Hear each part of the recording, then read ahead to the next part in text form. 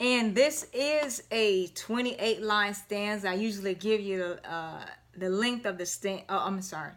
A 28 line. You would have fallen asleep if it was a 28 line stanza. But anyway, it's a 28 line psalm. And so I usually give that to you at the beginning. But I guess I just had so much, to say in the introduction. But anyway, line 18. Surely you set them in slippery places. You cast them down to destruction. Oh, how they are brought to desolation as in a moment. They are utterly consumed with terrors as a dream when one awakes. So, Lord, when you awake, you shall despise their image.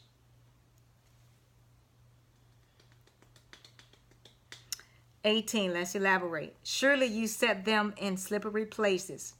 And so remember, as believers, our feet are fixed on a foundation. And we can't slip and slide. But he's saying here is that God is going to set them in slippery places. They're not going to be able to stand. You cast them down to destruction. So God can cast them down. Remember what Jesus said. Fear not the one who can destroy the body. Rather, fear the one who can destroy the body and the soul and cast it into hell. And only God can do that. And that's why he's saying God is going to cast them down to destruction. Where is destruction? Hell. 19. Oh, how they are brought to desolation as in a moment. So they've been going along all this long time, 100 years, but it only take one day for them to be gone in a moment. And then all of that stuff has ended. It's over. So, oh, how they are brought to desolation as in a moment. They are utterly consumed with terrors. Utterly consumed with terrors. And so now, remember they were walking all proud and everything? Now they're terrified. And why are they terrified? As a dream when one awakes.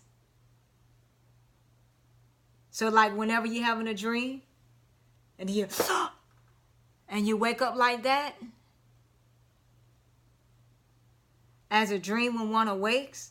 So Lord, when you awake, you should despise their image. And so when I read that in context, and I just like kind of pause, is like to say, so Lord, when you awake, well, God never went to sleep. And just because the wicked is still going and prospering, doing all that other stuff, it doesn't mean God was sleeping. And it doesn't mean that he was like not seeing what they were doing. He was. But it's like now since God has cast them down, now God is awake. Oh, now God, you up, God? You've been sleeping for 100 years. Look at what the wicked was doing all this long time. That's not even the case. Not even the case. So, Lord, when you awake, you should despise their image. And so, when God gets enough of it, he's going to despise their image. And when they're despising that image, it gone, cut off. 21, next stanza. Thus my heart was grieved, and I was vexed in my mind. I was so foolish and ignorant. I was like a beast before you. Nevertheless, I am continually with you. You hold me by my right hand. You will guide me with your counsel, and afterward receive me to glory. So let's elaborate on 21. So now he has come to his senses. Thus my heart was grieved, and I was vexed in my mind. I was so foolish and ignorant. I was like a beast before you. So now he's feeling guilty and grieved because it was like his perspective was on the wicked instead of on God.